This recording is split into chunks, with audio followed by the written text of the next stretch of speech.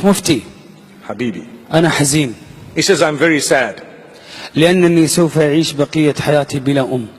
He says, because I'm going to live the rest of my life without my mother. She's passed away. أنا أمي توفت قبل 5 أشهر أو 6 أشهر. My mother passed away 5-6 months back.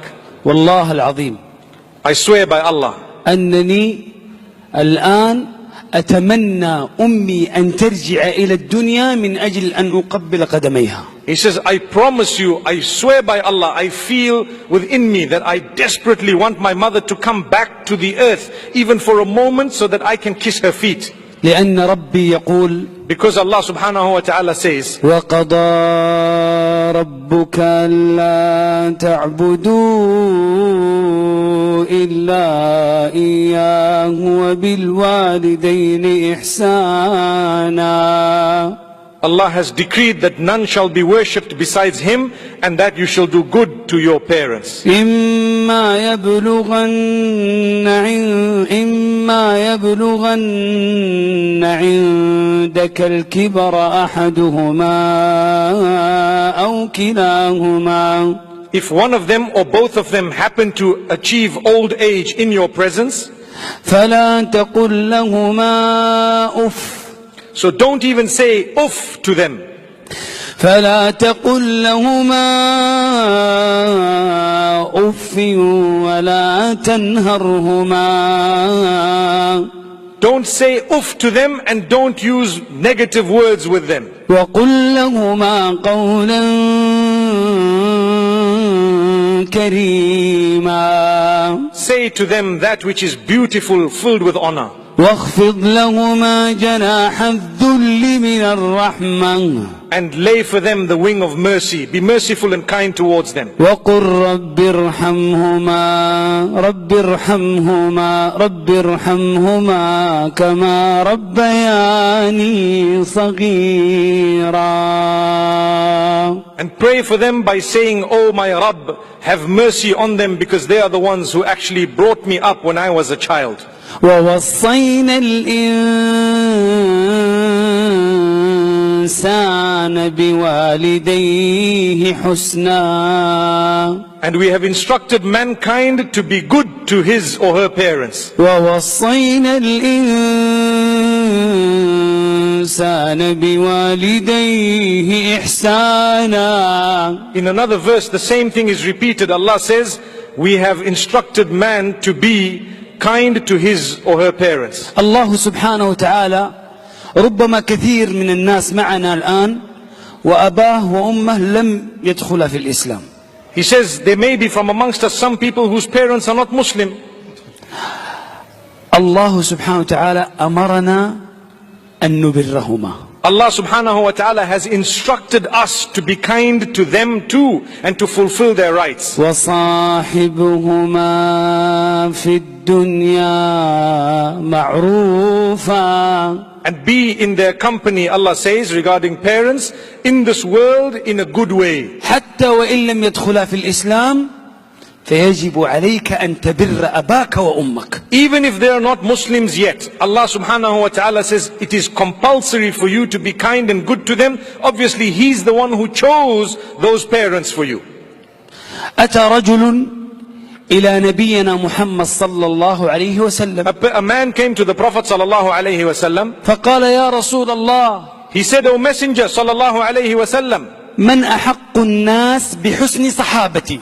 who is the most deserving from among the people of my kind companionship? فقال عليه الصلاة والسلام. So the Prophet sallallahu alayhi wasallam said, أمك. your mother. ثم من؟ Then who else? قال أمك. He said again, your mother. فقال الصحابي من؟ Then he asked again, who after that? أمك. He says, your mother, a third time. قال ثم من؟ Then he says, who? قال أبوك. Then he says, your father. After that, your father. فهل أنت So you, the question is, صاحب لأمك؟ are you a good companion to your mother? فهل أنت Are you أحسنت الصحبة لأمك؟ from among those who did good and kindness to your mother? فهل أنت Are you قد بررت بأمك وأبيك؟ from among those who fulfilled the rights of your father and mother? أريد أن أرسل إليكم رسالة من رجل فقد أمه. He says, I want to give you a strong message from a man who's just lost his mother وفقد أباه. and who lost his father. أتمنى لحظة واحدة I wish for a يرجع moment that they could come back حتى أقبل قدميه. so that I could kiss their feet. La ilaha illallah.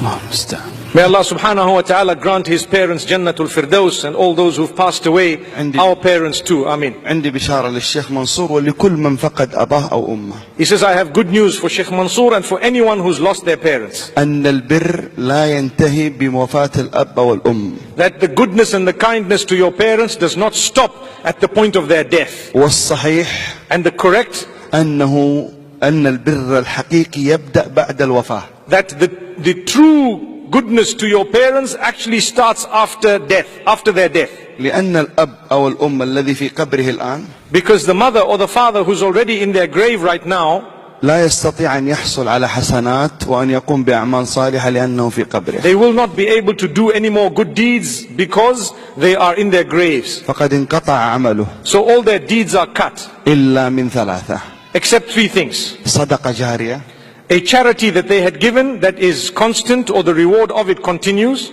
علم ينتفع به، Knowledge that they may have disseminated in a beneficial way. أو ولد صالح Or يدعو له.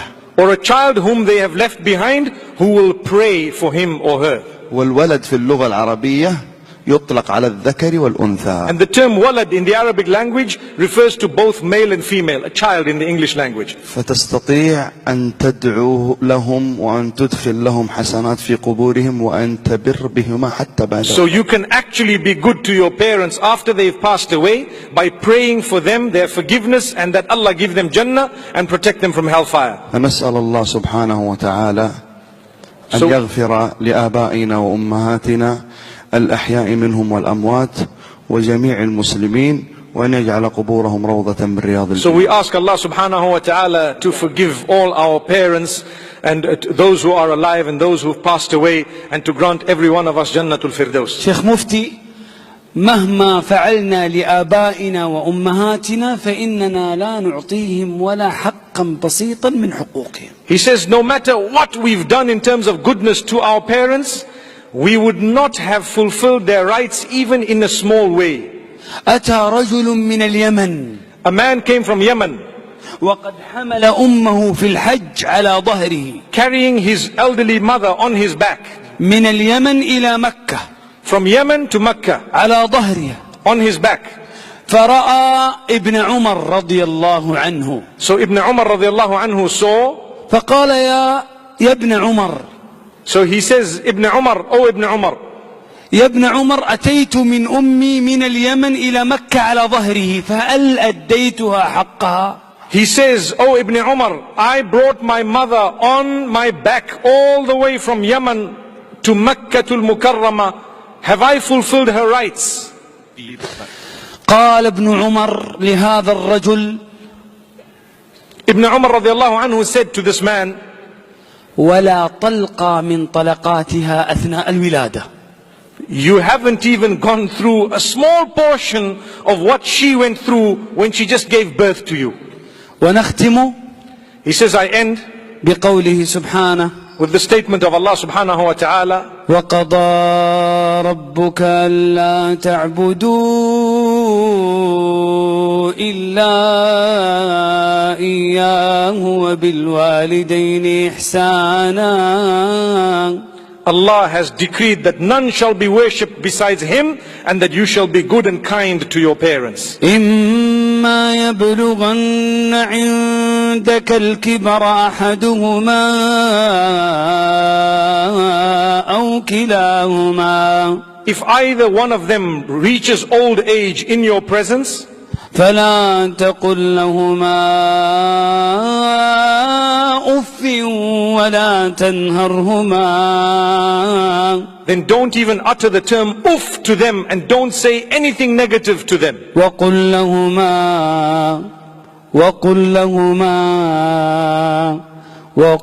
لهما قولا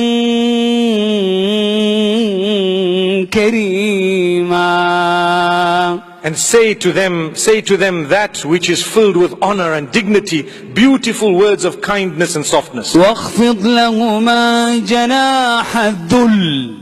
And you need to lay the wing of humbleness and humility in front of them. واخفض لهما جناح الذل من الرحمة وقل رب ارحمهما. And lay in front of them the wing of humbleness, humility, out of mercy, and pray for them that Allah have mercy upon them. وقل رب ارحمهما كما ربياني صغيرا. Pray for them always that Allah has mercy upon them, because they are the ones who brought you up when you were little. ربكم أعلم بما في نفوسكم. Your Rabb knows exactly what is in yourselves. إن تكونوا صالحين. If you are good and pious, فإنه كان للأوابين غفورا. indeed Allah subhanahu wa ta'ala is most forgiving to those who often repent and return to Him.